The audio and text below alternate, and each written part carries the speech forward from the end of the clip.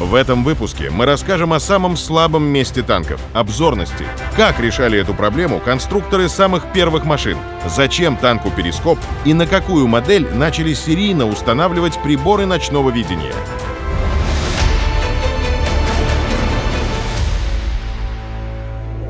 Уже на самых ранних этапах создания танков конструкторы обнаружили одно из главных уязвимых мест этих машин – ограниченный обзор экипажа. Проблему слепоты они решали разными способами на уровне современных им технологий. Развитие шло в двух направлениях. Во-первых, пытались расширить поле зрения, максимально приблизив его к круговому обзору. Во-вторых, защитить органы зрения наблюдателя от пуль и осколков.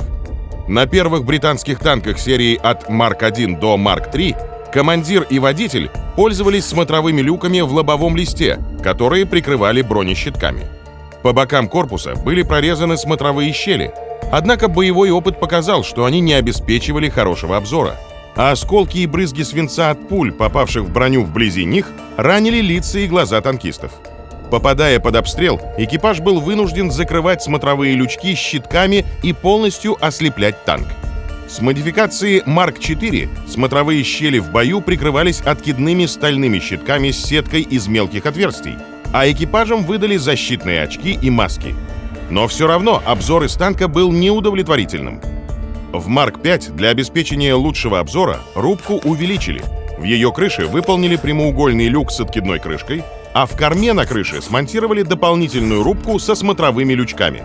Смотровые щели защитили стеклопакетами типа триплекс, которые при попадании не разлетались осколками внутри танка. Следующий важный шаг в области развития приборов наблюдения сделали французские конструкторы. На Renault FT-17 они применили грибовидную наблюдательную башенку с 5 смотровыми прорезями по окружности. Хоть они и не были защищены триплексами или бронещитками, командир танка мог обозревать поле боя, не поворачивая основную башню. Это было очень важное новшество, которое прижилось на большинстве танков. Французам принадлежит еще одна инновация. На тяжелом танке прорыва 2С стояла командирская башенка со стробоскопом. Перед глазами наблюдателя располагалась неподвижная щель в броне, а перед ней быстро вращающееся металлическое кольцо с вертикальными прорезями.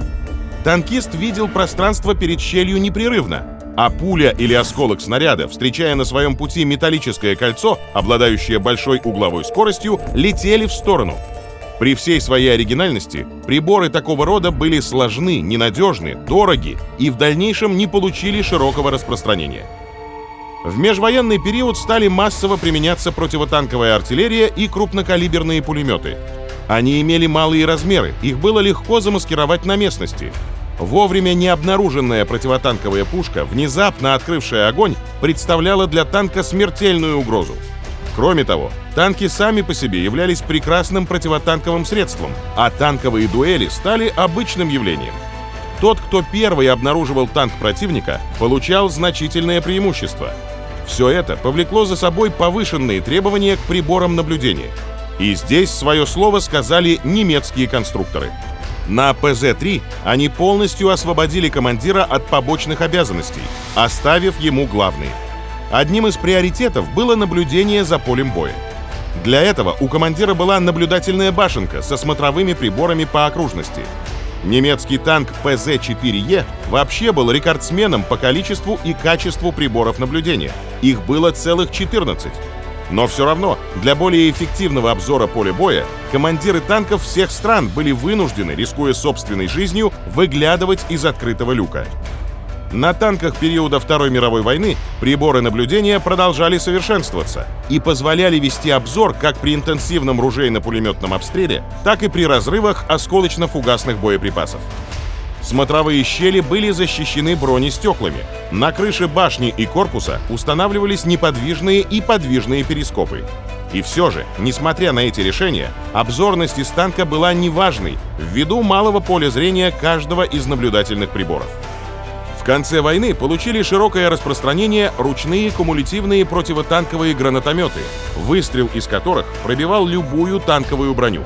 Своевременно обнаружить фаустника – вопрос жизни и смерти экипажа танка. Поэтому командирам все так же приходилось высовывать голову в открытый люк башни. По итогам Второй мировой войны в послевоенный период пришлось отказаться от смотровых щелей. Они сильно ослабляли броневую защиту танка. Их полностью заменили перископическими приборами наблюдения, которые позволяли не только осматриваться по сторонам, но и за счет наклона перископа менять угол зрения. Некоторые модели получили даже стабилизатор, электрический дистанционный привод, переменную кратность увеличения изображения. Конструкторы обратили внимание на обеспечение всепогодного использования приборов наблюдения. Для этого на оптику установили дворники и обогреватели по типу автомобильных, системы обдува с сжатым воздухом и омывания жидкостью под давлением.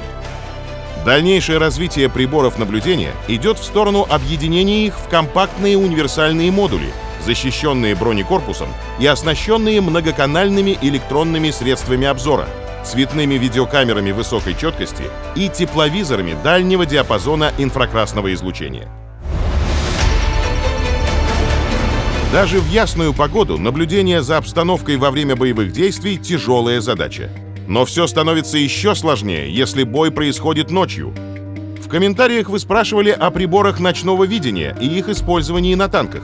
Пришло время ответить на эти вопросы. Для танков ведение боя ночью и в условиях ограниченной видимости было большой проблемой. Фары светили недостаточно далеко и, кроме того, демаскировали боевую машину. Одно из решений данной проблемы — установка на танк инфракрасных электронно-оптических приборов ночного видения с подсветкой местности инфракрасным прожектором. Такие опыты проводились во многих странах в конце 30-х, начале 40-х годов 20 века. Немецкие конструкторы разрабатывали такое решение для пушек ПАК-36-37, а затем и ПАК-40. Тогда же советские инженеры проводили испытания подобного устройства на танках БТ-7. Однако на доработки не хватило времени. Началась Вторая мировая война.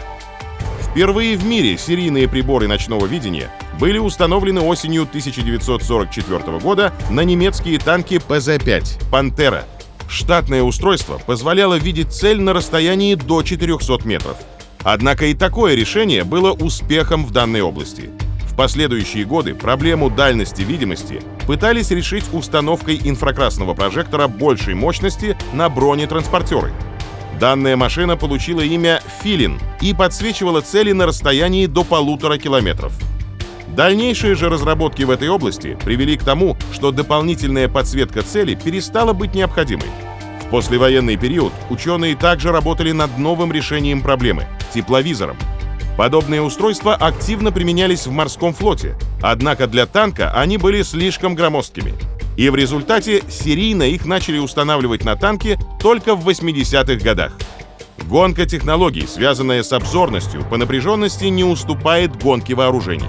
Ведь создав танк, который хорошо определяет цели в любых условиях и направлениях, вы на шаг приближаетесь к созданию универсальной боевой машины, способной справиться с любой задачей.